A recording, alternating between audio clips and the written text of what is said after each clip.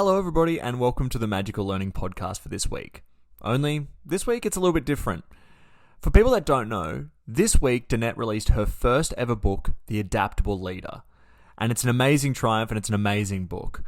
But on top of that, Danette and I have secretly been working on, for the past 8 months, this companion podcast to that book. So first of all, the book's amazing and it's about how to be an adaptable leader as the world keeps changing. AI is changing. World politics are changing. Social media has influenced many things. How do you stay on top of it? Well, Danette's book is going to have those answers.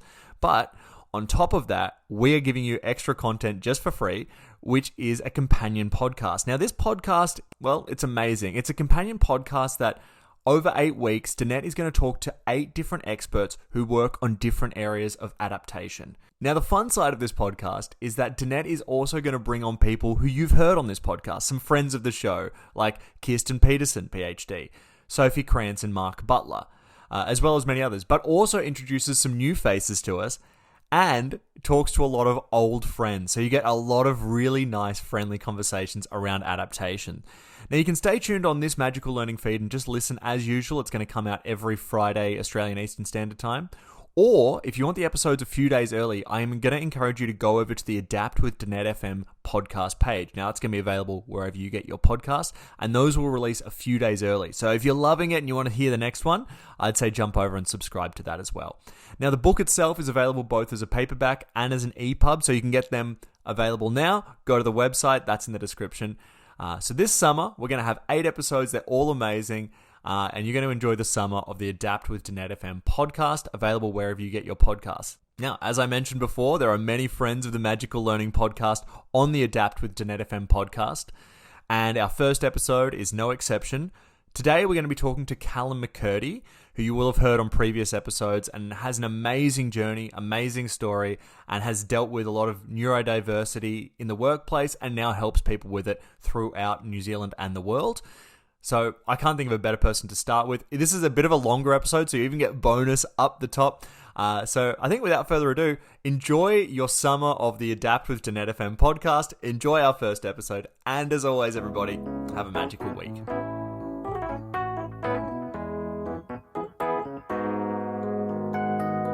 Hello, everybody, and welcome to Adapt with Danette FM or Danette Fenton-Menzies. Either or. Danette, how are you going today? Yeah, really good, Jez. Had a lovely day, and it's sunny here, so that's always awesome. Great. And so this is a podcast for people that want to learn how to become more adaptable, not just in business, but I think in life in general. I think all of the episodes of this season of Adapt with Danette FM are applicable beyond just what you can do in business. Totally true. Yeah. Mm-hmm.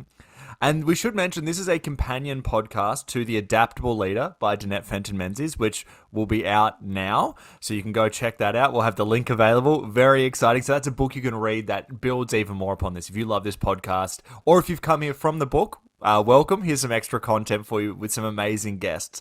So this podcast is going to be about you interviewing some really interesting people about different ways they've adapted. So, Danette, I guess today we're going to be talking to Callum McKirdy. So maybe I'll just throw to you. Is there anything about this conversation or even just, I guess, an introduction to everybody? Maybe you want to introduce yourself. Sorry, I've said a lot of information. You go ahead, Danette. Thanks, Jez. And hi and welcome, everyone. Yes, as Jez said, my name is Danette Fenton-Menzies. Big mouthful, so Danette FM works better. I have been curious about this space for a long time, particularly as we had, if you've read the book, an incident when one of our business partners went belly up just before Christmas and took out 90% of our revenue overnight.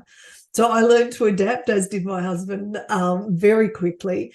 And as we went through COVID, that experience really helped us look after a number of our clients and people who weren't clients even, just to learn to adapt. And as I look to the future, there are so many reasons why we need to build our adaptability skills. And so people have often heard of IQ. They've sometimes heard of EQ, which is emotional intelligence or emotional quotient. The new one we talk about is AQ, which is adaptability quotient. And so really my book is around how do we build those skills.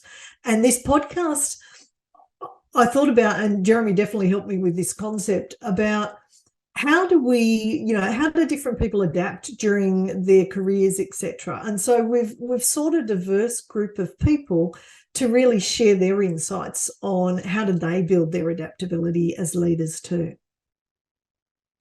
Absolutely. So I guess today, like I said, I guess also maybe another thing we should mention is I do the social media for Magical not the social media. I do the podcast for Magical Learning. Kanika does the amazing social media for Magical Learning.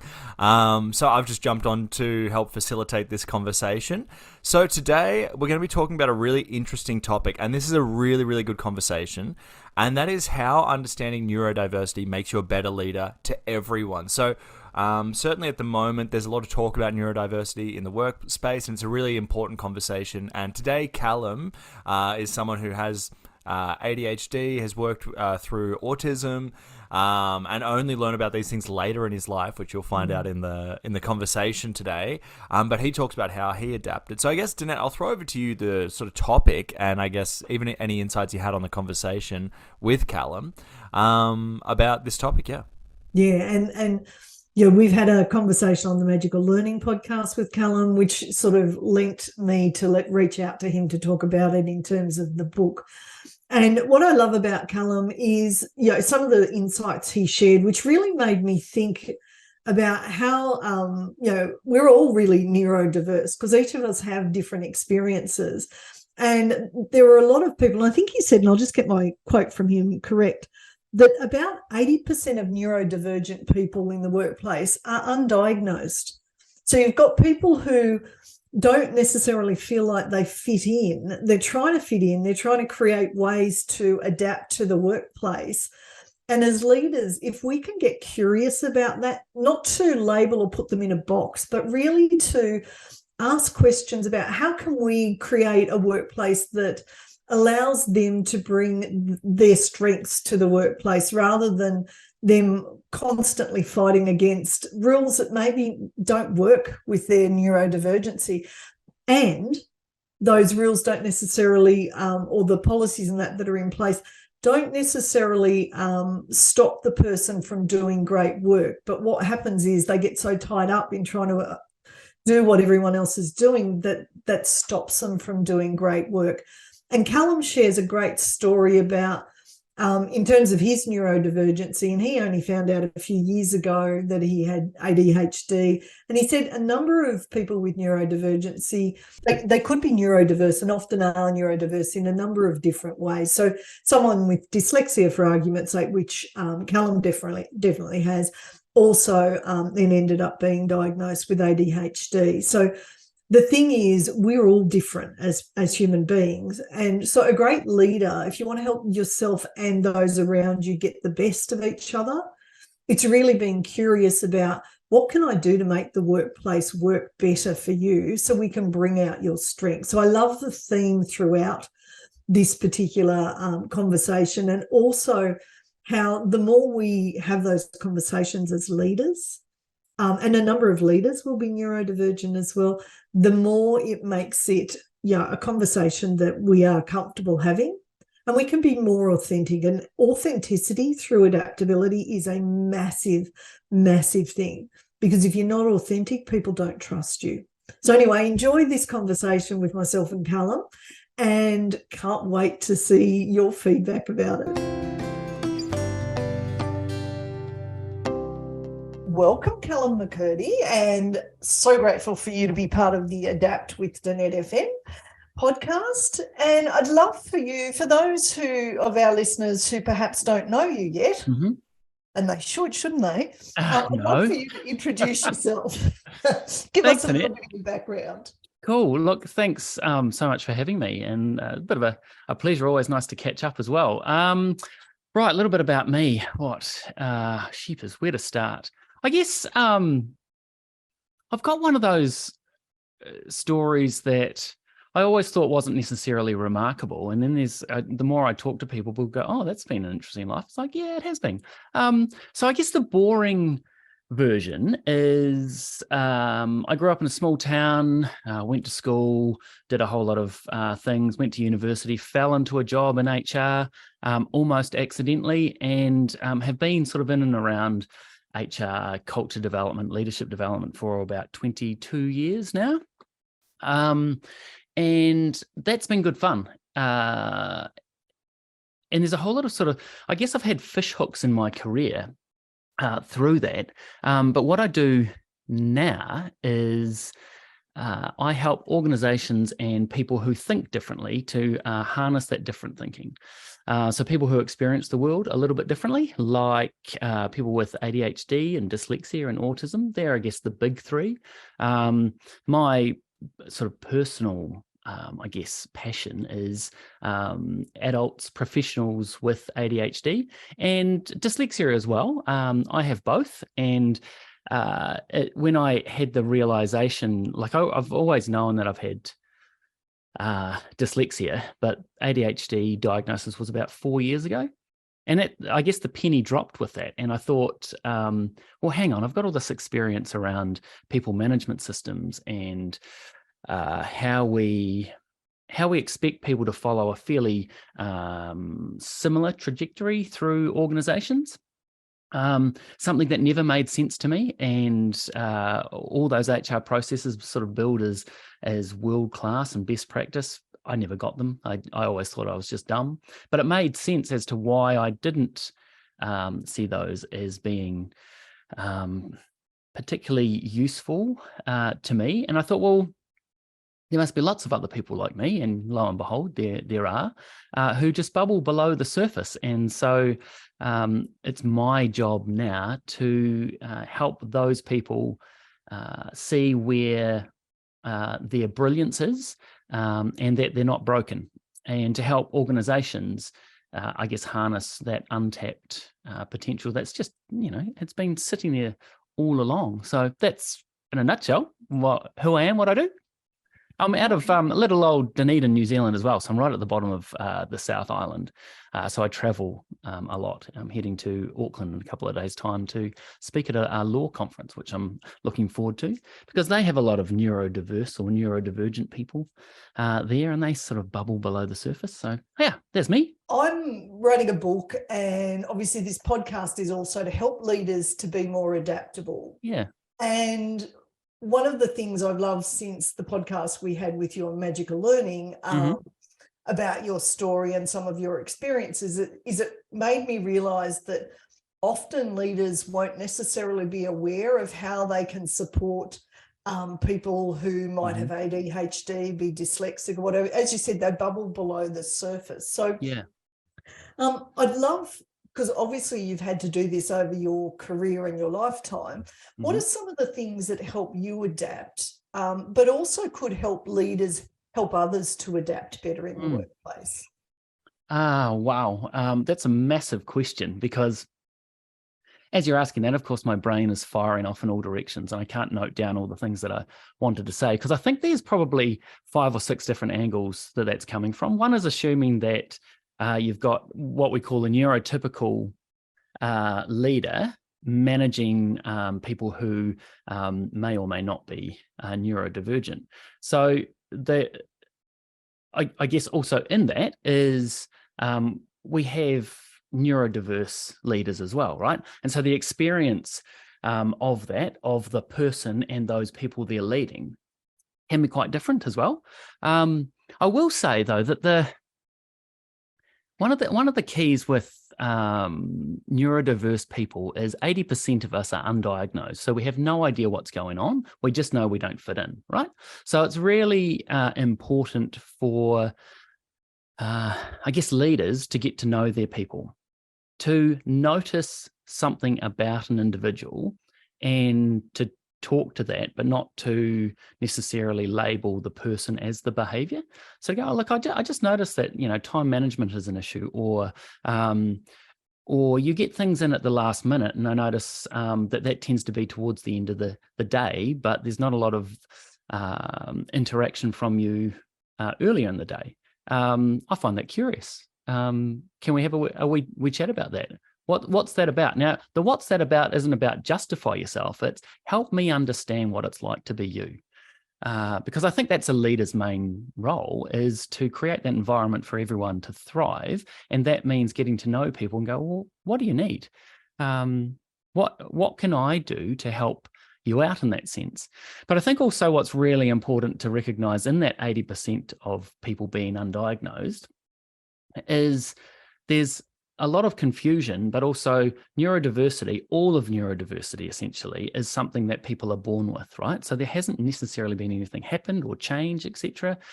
So they've spent their lives living in a world where that wasn't designed with their mind in mind, which means we have to hack everything. We mask, we fudge things, we make stuff up, we come up with our own workarounds. So we have our own ways of doing things. So we actually know really, really well what we need. But sometimes when we get asked the question for the first time, what do you need? We're stumped. We don't actually know, because we used to, I guess, coming up with solutions to our own problems ourselves. So it's really hard to let go of that and let someone in and go, actually, it'd be great if we could do this, or I could have this accommodation, etc. So I think the key for a leader of someone who is neurodivergent is to be persistent and to show that. And I think all that is just keep going with conversations showing that you care. That's fundamentally it. And I know a lot of people, I mean, we can get into a whole lot of detail around this, but a lot of people who are neurodivergent don't just have one thing. Often we get diagnosed with one thing and we go, oh, that's it, that's the answer, the solution. But there's a whole lot of, they call it comorbidity, but no one's ever died of dyslexia. But so there's coexistence of things, and that in itself creates a whole lot of unique experiences.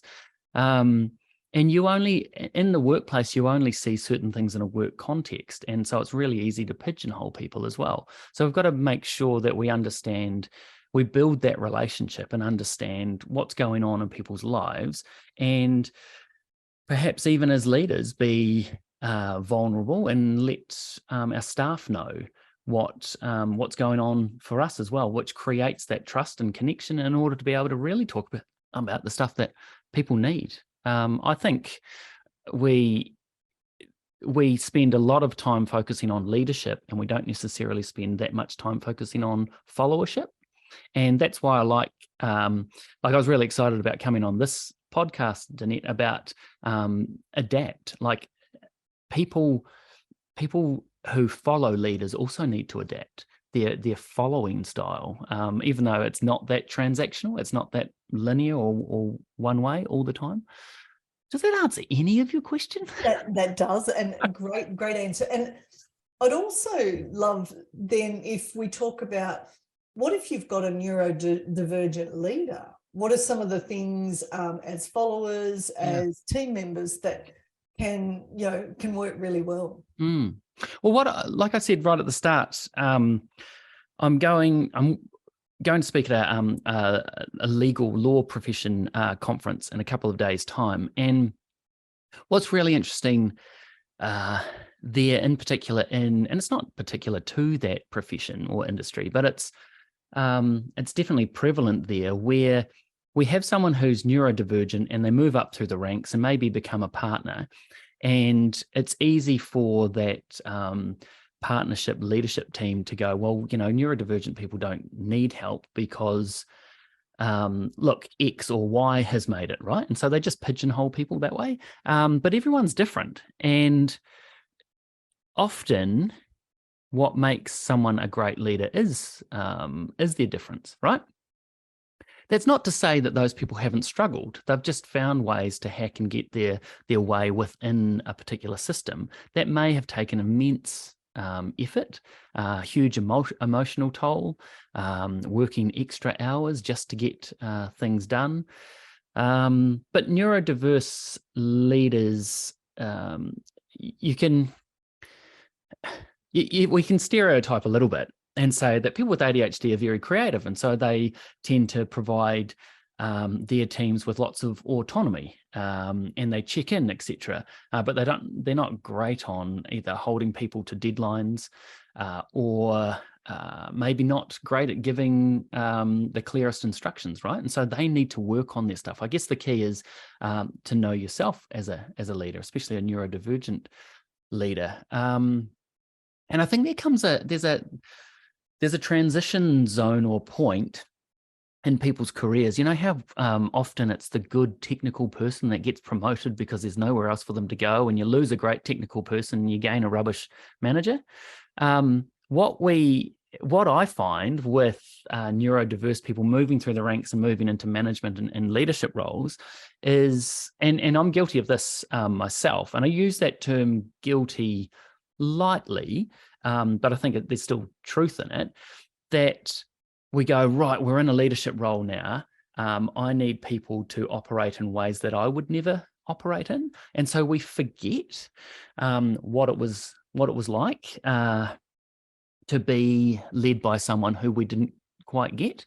And it's almost, I don't think leadership and parenting are the same sort of thing, but I think in this instance, what I'm trying to talk about is quite similar. I know my kids, both of whom are neurodiverse,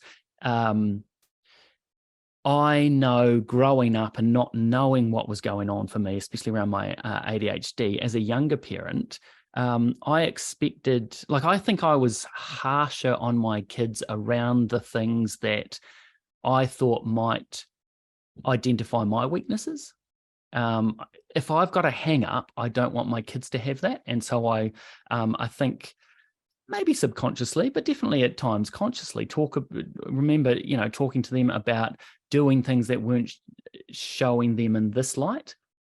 I was actually talking about myself then, just sort of looking back there. And I think that's what a lot of leaders do as well, is place them their own expectations onto their staff. And we've got to be really careful that we build that relationship. Everyone's different, right? And people are recognizing now that it actually, and I think actually leadership traits or development methodologies or strategies for people who are neurodivergent now work for everybody, right? So it's not about giving people a leg up.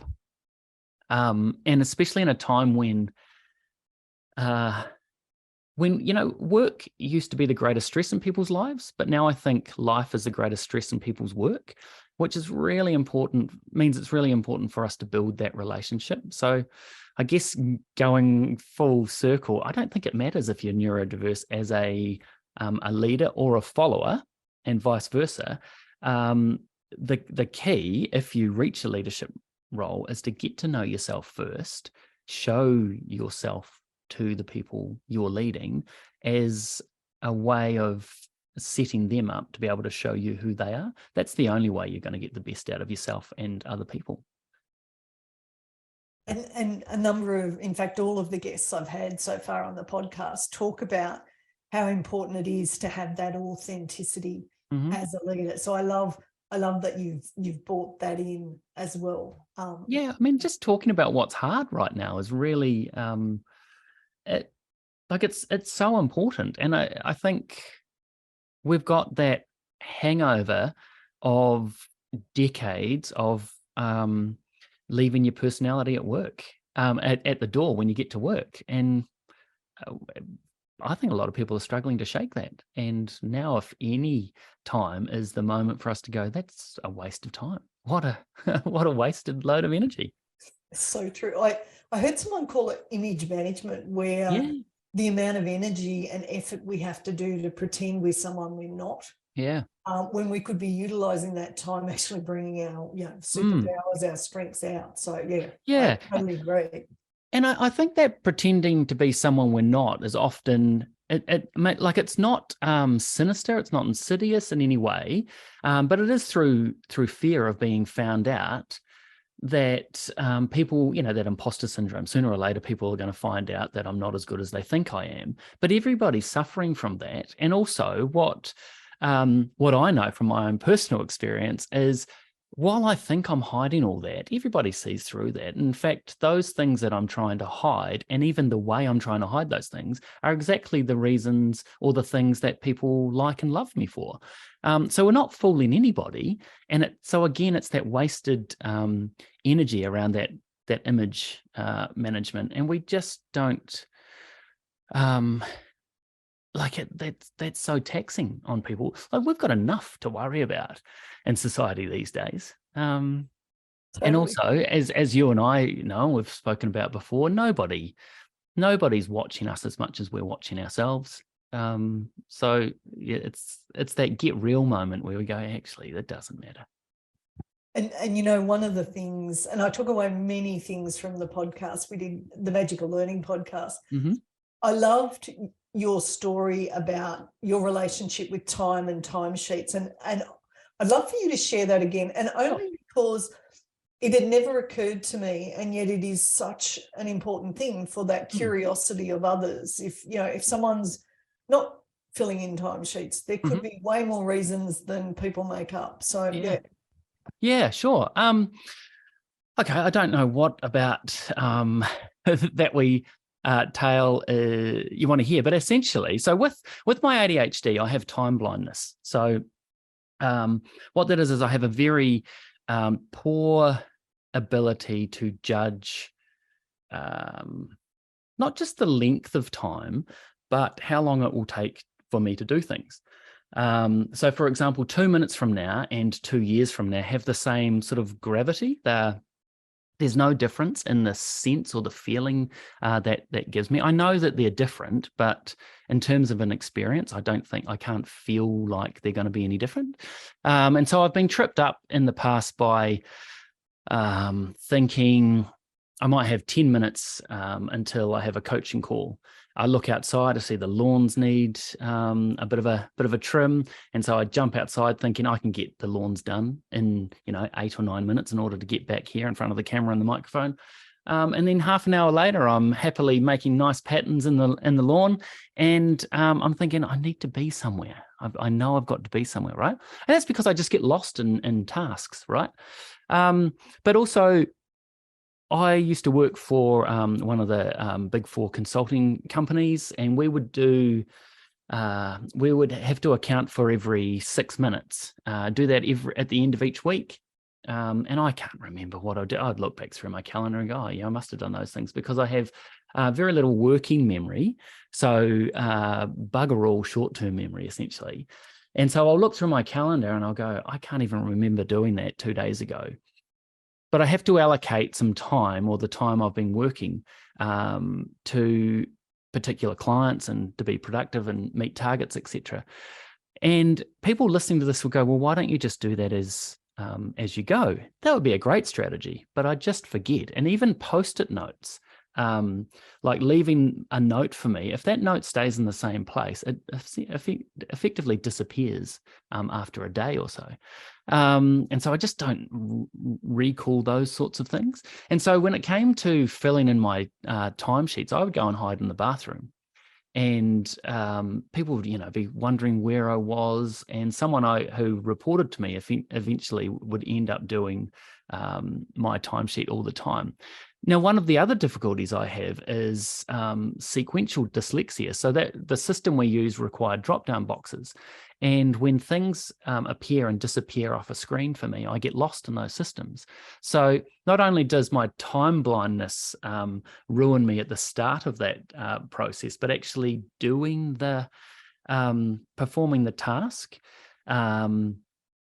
doesn't work for me at all, which means I feel like an absolute failure, because there's all these other people who I think are my peers, my equals. Some people I think maybe I'm even a wee bit cleverer than them, but I can't even do something like use drop down menus on an intranet or a system there, and that just reinforces the not good enough.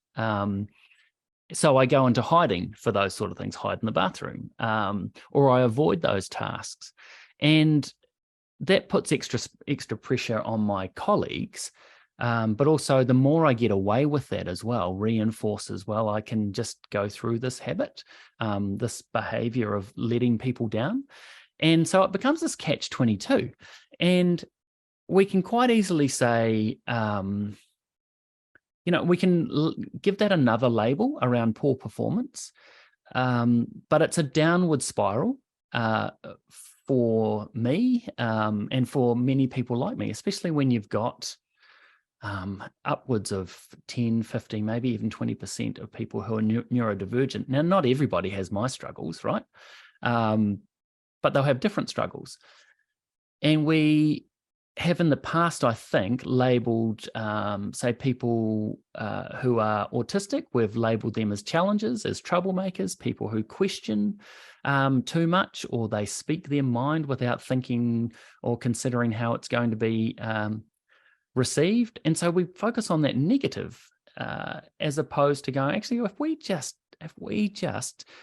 tilted our perspective a little bit, we could harness this person to find the bugs and things, to ask the questions in a project meeting, the things that nobody wants to ask, or the things that nobody's thought of, these sorts of things. And so I think where we focus on a deficit, if we just flip our attention a little bit, we can go, there's a whole lot of things we could harness here, because I think everybody, neurodiverse, neurotypical, everybody's got this, got these underlying talents that I don't think at work are being utilised, because people simply don't feel safe to share the things that they think maybe don't matter, because I, so for example, I always thought the administrators in teams were amazing because they could use drop-down menus, and they're the sort of things that kids can do, but I just can't. So that's what I hold up as valuable. And so I guess we've also got to, in light of that story, we've got to be really careful to make sure we are forming jobs and roles that actually play to people's strengths. My doing the timesheet should have been 10 minutes at the end of a week. Yet if I was to do it, it would take me about 2 hours. I would spend all week fretting about that. And so that's actually, I'm self-sabotaging my own work potential, because I'm focusing on something that actually is not what I'm there to do. Like, I was not paid to fill out a timesheet, yet that was the biggest pressure on me. No trouble going out, meeting clients, selling work, delivering work, presenting stuff to them. Using a little computer system was the bane of my life, and it held me up. And so I think if that answers your question, Danette, it's about getting to know people's strengths and putting people to task on the things that actually utilize those strengths, rather than these catch-all jobs that mean you start and you finish a job. Don't ask me to do that. So the next one is, how do you deal with failure? So part of being adaptable is obviously we're not always going to get it right. So what do you do? What do I do? This is a really interesting, this is a fundamental and a really basic question. Like, how do you deal with failure? And I could never think of times when I've failed.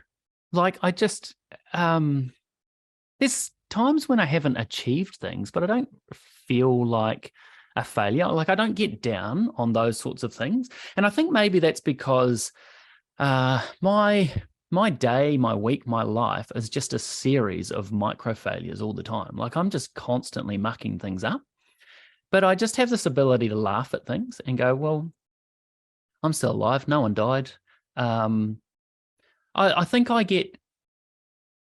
get more upset by the little things, and being wired the way I am, I need, a lot of people think I'm really laid back. They don't know the chaos that's going on in my head. And I rely on structure and routine, but that's not necessarily a schedule as well. Like, I'm not particularly scheduled in things, but I do require to repeat habits. So for example, if I don't shower, have breakfast, get dressed the same way each day, my day's thrown. And that just gives me a wee sense of security. So if I get to the point where I'm making breakfast and there's something missing, like, that weighs on me, and I see that as a failure. Then if I move into work mode and I find that I don't hit the mark on something, that's no big deal. Yet, not having yogurt on my breakfast is like, that's ruined my day. So I think that it's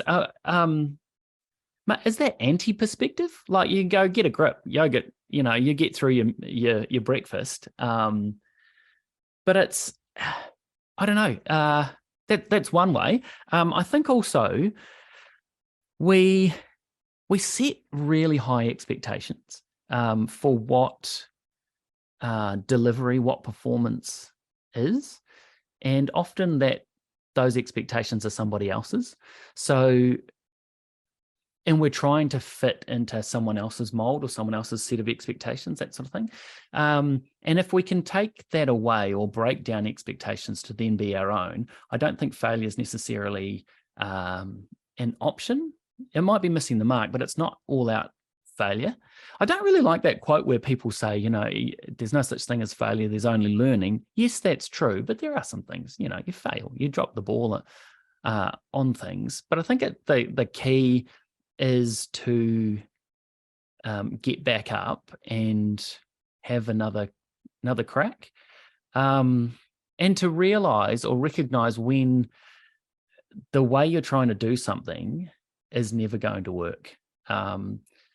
And that's the reality check. And I think that's really important for a lot of people who are neurodivergent, is that we will probably stick to a routine and hammer it to death until finally it gives in, and we get our way. And that's not particularly clever. But dealing with failure, obviously, is, I'm just thinking about the answer to this question again. Dealing with failure is very contextual as well, because what you and I consider failures might be a wee bit different, could be quite different. So figuring out, well, what does failure actually mean to me? I'm one of those people who, when people are like, if we're working in a group, when people are scared to fail, I'll be the first to give something a crack. Like, I'll lead the way, almost in a way.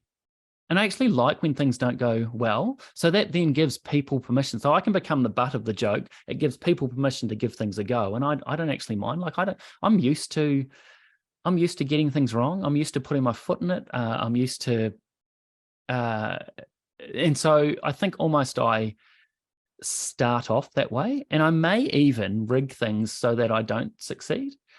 I can't think of an example, but that feels really true to me, because I don't mind. I don't mind what I look like. I take satisfaction and pride in giving something a go in order for other people to feel safe, to give things a go. I don't know if that answers your question around how do I deal with failure. I think I avoided it by saying I don't recall the time I have ever failed. So what I love about your answer is the fact that, you know what, give it a go, be the leader for others and make it safe for them to fail and know that it's okay, because it is what it is. I love the quote. I used to say this to my staff as well. Has anyone died? When they come in like, oh, it's like, no. Okay, that's perspective. It's I remember when COVID hit and I was sitting in my car and I did a wee post on LinkedIn. And I said, what's the panic? Like, what is going on? It turned out it was, catastrophic and quite disastrous. But I think in particular with ADHD, like, we're always in chaos.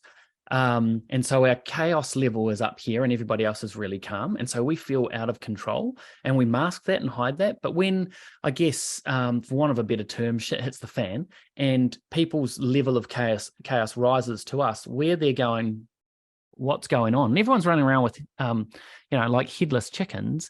And that is why people with ADHD are really good first responders, who are great at triaging things, great in a crisis, great when people need some clarity, because I know I can go, okay, we need to do this, don't do that, don't worry about that, I prioritize that thing over there. I'm great at that sort of thing, but when everything's calm, I'm useless, like just the biggest procrastinator and waster of time. And I often say in one of my keynotes that I'd be amazing if I came across an accident. It's just I never do. And I'd be an amazing witness to a crime as well, because I sort of spot and notice everything, just that my life is that boring. I never even witness those sorts of things. So that's one of the benefits of ADHD in particular, it's like we can, like, I can't plan my way out of a paper bag, yet if we had to get out of that paper bag in a hurry, I know exactly how to get that done, right? Yeah. Nice. I love that. Love that. So let's go to the next one. Go on. Which is about, is there a time where you, think of a situation where you adapted, but what would have happened if you hadn't adapted? Right. Time when I've adapted. I think. And you probably do it every day. So it might be imagining what would happen if you didn't adapt. Where would that lead you? There's this massive example, and I don't know if it's necessarily adapting or stepping into yourself. I think often what we do is we think adapting is whole-scale change, like quite big change. But often it's about stepping into ourselves. So the only thing that comes to mind, and I don't even know if this is applicable or appropriate. So I was married to my best friend, and we had a family. We've got 2 teenage girls now. But there was always something just bubbling away there, sort of irking me. And I knew what it was, but I never had the courage to say what it was. And so 2 years ago, I came out, so I'm gay. And that was a massive change. Like, it was that was throwing life up in the air, something that I guess I'd always been preparing for. So it's not so much about necessarily adapting then. And I think this is the key with change as well, is the change starts long before we ever notice it, right?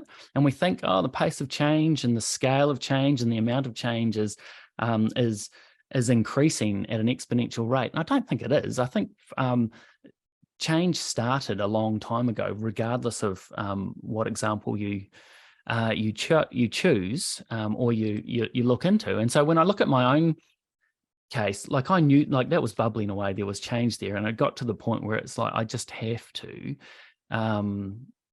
be myself. Like, I have to step into who I am. Now, what that required was no change in terms of who I am fundamentally, but it required a hell of a lot of change for a whole lot of people to reconcile who they thought I was and who I now was, yet nothing had changed. So I think this comes back to your comment around brand and image management. I spent my entire life, the biggest energy suck of my day was managing what other people thought of me and how I needed to keep a check of what I said to who, and whether anybody was getting a bit of a sniff as to whether I was gay. Like, that was the biggest, my biggest fear was someone finding out, right? And so I was constantly managing all that, not being fake, but just being careful.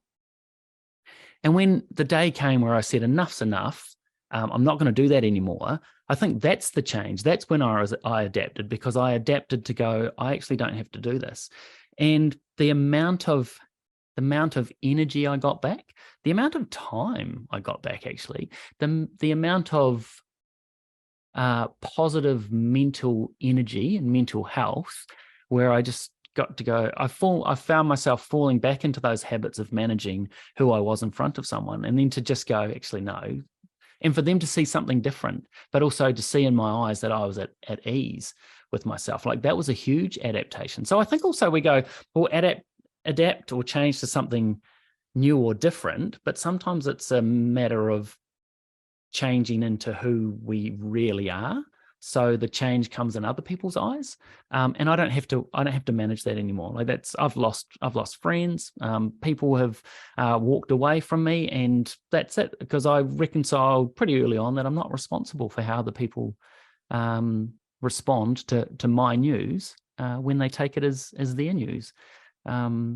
So yeah, I guess there's somewhere in there's some stuff about change. I think it's just about owning who you want to be in any moment and any particular situation, regardless of the context. Go who, because I think every moment, every situation is an opportunity to take a look at ourselves and go, who do I want to be? Who's the easiest person to be? And is that the real me?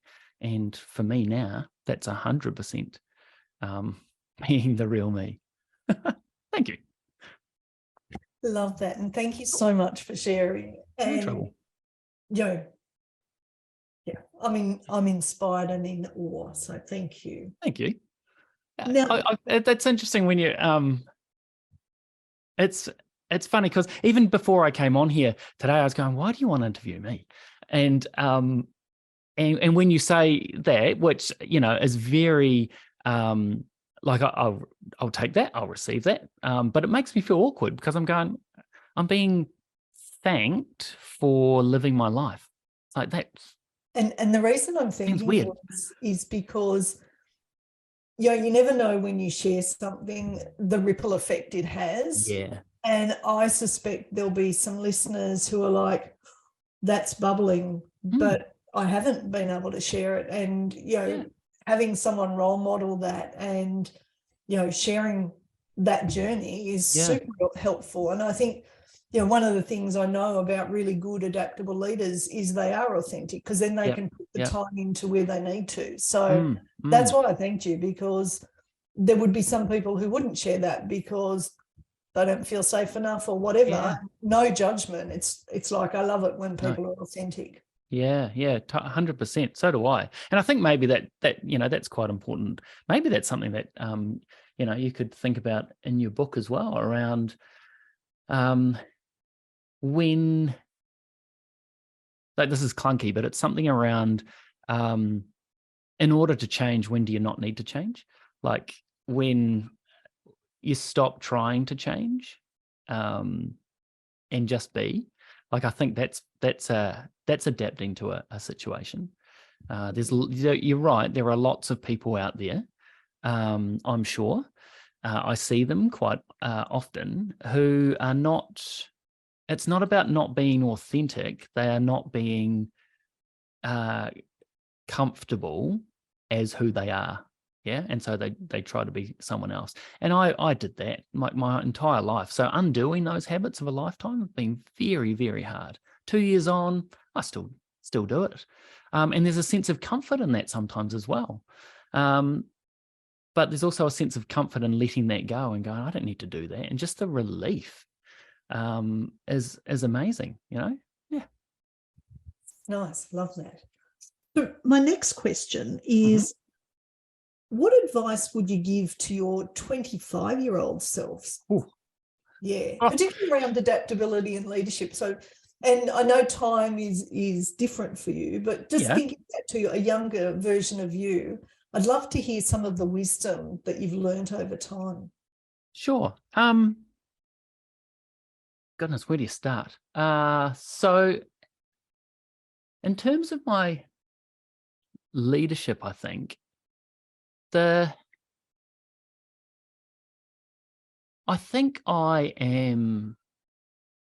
one of those leaders who I trust automatically. You don't have to build trust with me. Like it's there. And I'm not necessarily one of those people who goes, well, I just automatically trust people, so it's up to them to let me down. Like, I don't expect that. Like, it's not that transactional. And I think I would give some advice to myself around reframe what you think a leader is, because I always thought it was positional, but it's actually about how you're being. And also some advice would be around, regardless of how hard anything's ever going to be in your future life, things always get better. And in fact, if anything, you always come out better off. Like I've always found, or I think I have this superpower of always just being able to land on my feet. And I have tested that, to the absolute limit a number of times in my life.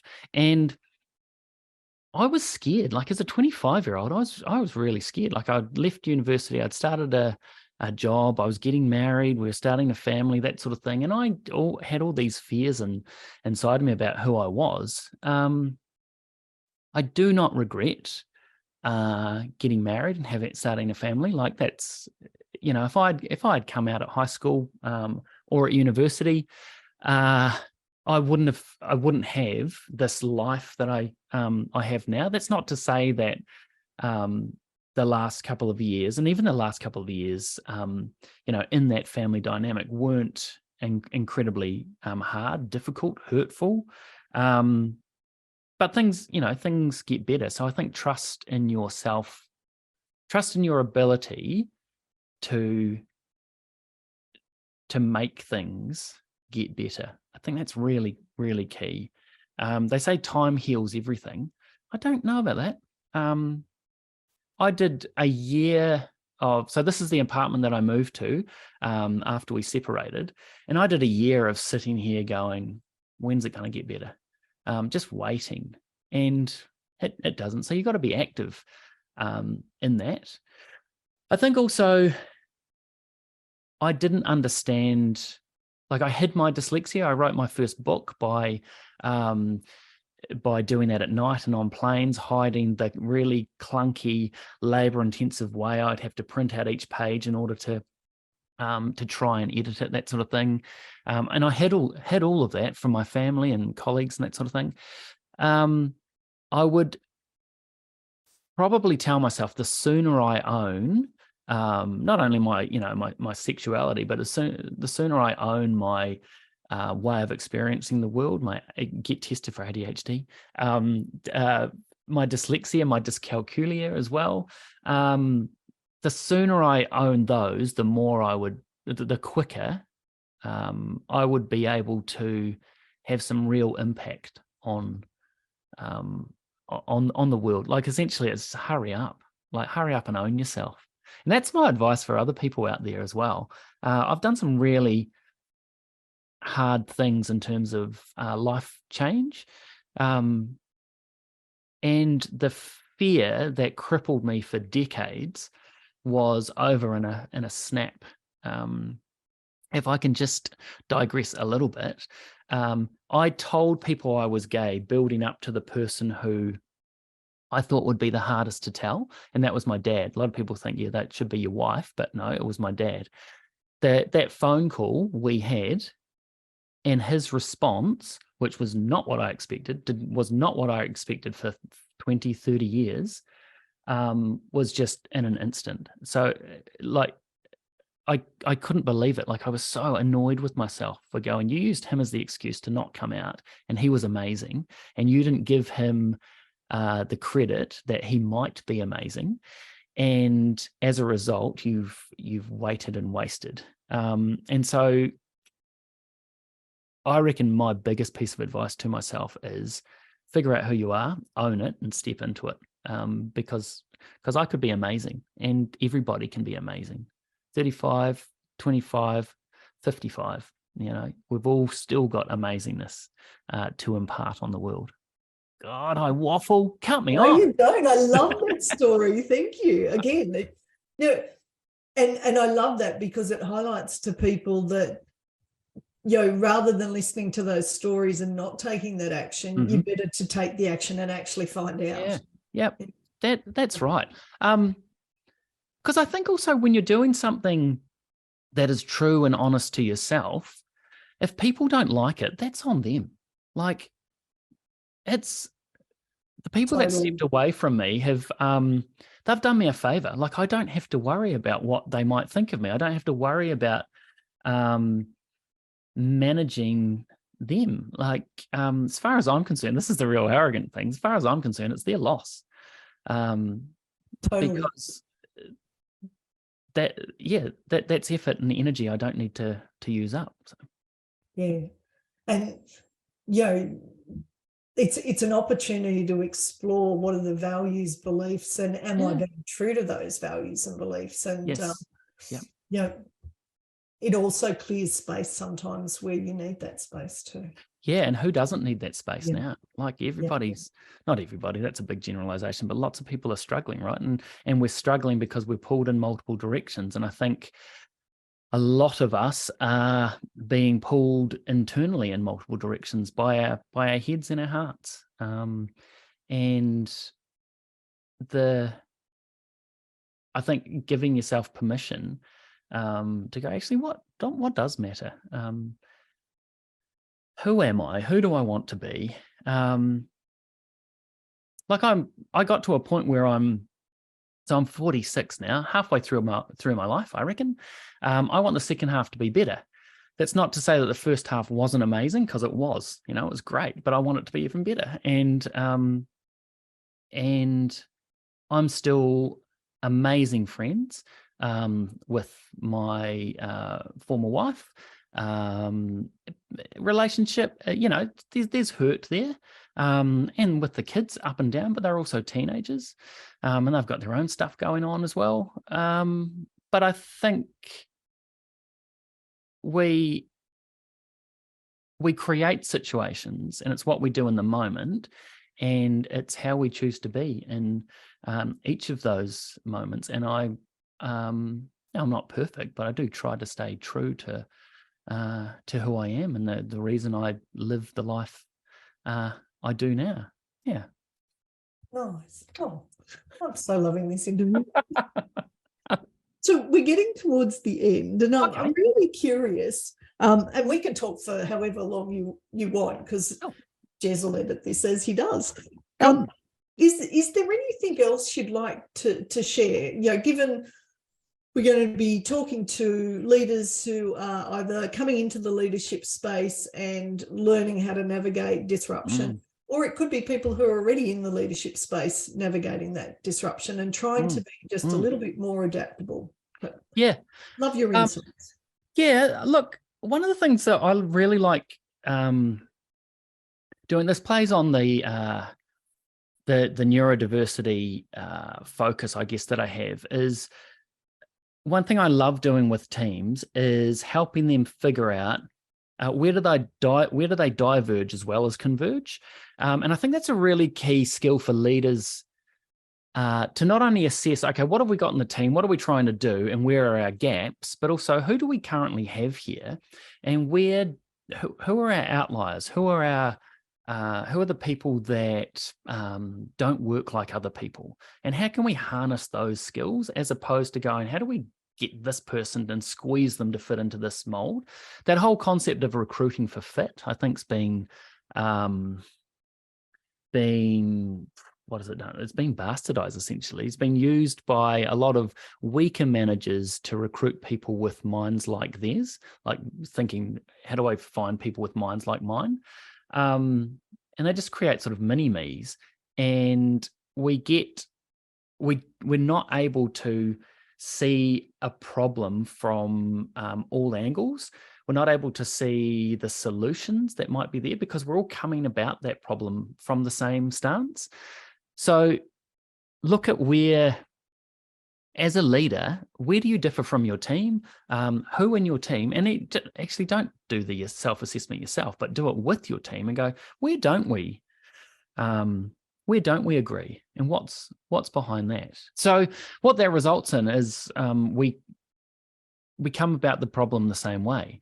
And which means we can't canvass the problem, which means we can't come up with new or alternate solutions. It also means that what our view of a good idea is all the same. And so we try to fit our ideas into that same mold, rather than looking at, well, where do we disagree and how do we come about things a bit differently? So as a leader, I think it's really important to canvass with your team, like, what are the things that we don't agree on? And that's fine. Like, especially in New Zealand, and I think it's the same in Australia, but maybe not to the same degree, but we are the most passive aggressive nation on the planet. And so we want to fit in, and we want people to like us, and we want our idea to be, the perfectly formed idea the first time people hear it, just in case they do what everybody does and judge the person based on the idea, as opposed to just judging the idea. and tearing that apart because we take ownership of those ideas. But I think if we're able to really look at, well, where do we differ as people in our experiences? And the easiest way to do that is to not necessarily talk about work examples, because that's just a bit too contentious to start with until you build enough trust, but to talk about things outside of work, like how people might do the shopping, how you write your list, how you go through the supermarket, just silly things like that, how you hang out washing. Within a team of, say, 8 people, the diversity of thought of what the best way of hanging out washing is, what end of the socks you put the pegs on, whether you use one peg for a pair of socks or per sock. Are they color-coded? Is it small to large at the back or back to front or whatever? Like, people have different options. And these are, it seems nonsensical, but it relates to work really, really clearly, because we get to see why people operate the way they do in the workplace when we understand how they operate outside of work as well. So I think one of the key things is just to, in terms of adaptation, is to figure out, okay, well, how do we make the best use of our uniqueness as a team? And that comes through harnessing our differences as well as our similarities. I really love the clothesline idea, because mine is definitely chaotic and not in any order. Same. Which I love. Yeah. Totally. Still gets dry, right? It does, exactly. Yeah. So thank you so much, Callum, for joining me on this podcast. Super appreciate it. I'm sure I'm going to get you back on more, as I know Magical Learning is planning on doing. So I'd love to. It's just been a brilliant conversation, and yeah, just so appreciative. All right, and welcome back. I hope you enjoyed that amazing conversation. I know I took a lot away from it. And before we get to our question here, we're having each week, we're going to have an adaptable question to help people in specific situations to help them adapt. But I just wanted to sort of mention from that conversation, one thing that kind of sparked from my mind is I remember a long time ago I was watching a documentary, and it said, just based on the theme of everybody can become a more adaptable leader once you better understand everybody and what strengths and limitations they have. A great example for me is one time I watched a documentary about doorknobs, and they were saying that with round doorknobs, it works if you have a hand and you've got a free hand, but having it as a little pulley thing can help people that A, don't have hands, or B, that then gives you the option for people that are carrying things to also still open the door. So sometimes making things more accessible can actually make things more accessible for everybody in more specific situations. Love but anyway, that. yeah. So Danette, how did you find the conversation with Callum? Oh, I always love the conversations with Callum. He has such great examples of what his experience was, and it really reminds me a lot of my experiences, and thinking maybe I've got a little bit of neurodiversity in me as well. And actually just going, that's actually helps me explain some of the stuff that goes on for me. So yeah, I actually love his conversations. Each week we're going to have a little adaptable question at the end sent in by listeners. So let's start here. This week we have a question from Keith. And Keith's question was, I have just started scaling up my business and wanted to know what's the best way to get the best out of diverse talent. Sorry, I'm quite new to this and leadership and hiring, and it's not something I've done before. So I guess this is just sort of extending off of a little bit what Callum was talking about, I guess in a bit more of a broad way. So Danette, what's your answer for Keith there? I love Keith's question.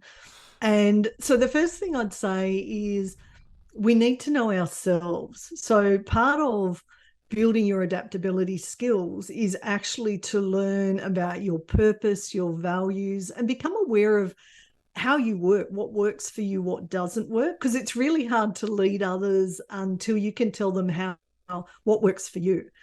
And then it's really about getting curious about your people. How can you empower them to be better at what they do? So what constraints have we put in place that maybe don't work for them? And maybe we can either adapt them or remove them in order to enable people to bring more of their strengths, their superpowers to the workplace.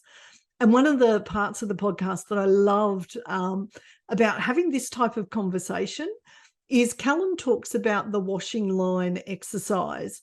Now, if you've listened to this, you've obviously heard that, but it's about how people hang out clothes on the washing line. And we're all different.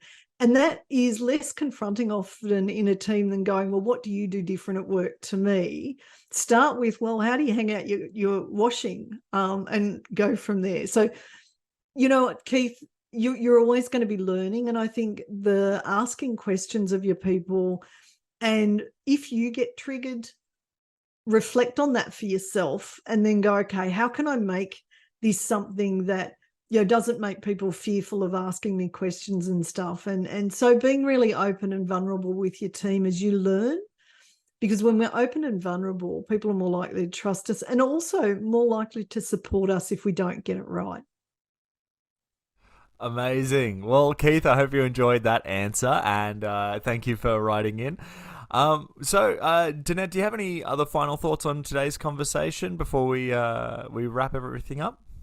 So my big thing and big takeaway from what Callum says is our brain is quite lazy. So it tends to label people who are different to us and put them in a box, and we lose our curiosity. The problem is the moment we're labelled, our shutters tend to go up and we tend not to bring our best selves to work. So all of us need to stay curious and ask questions and share also our struggles. So we create a safe workplace where everyone can bring their best selves to work. Amazing. Well, thank you so much, Danette, for this episode. And for everybody, stay tuned because we have some amazing other podcasts. If you're listening to this years in the future, go through the whole catalogue. There's so many good conversations. Each one's incredibly unique. Danette, I want to thank you so much for being on the Adapt podcast and running it. And to everybody listening, have a magical week. Thanks, cheers.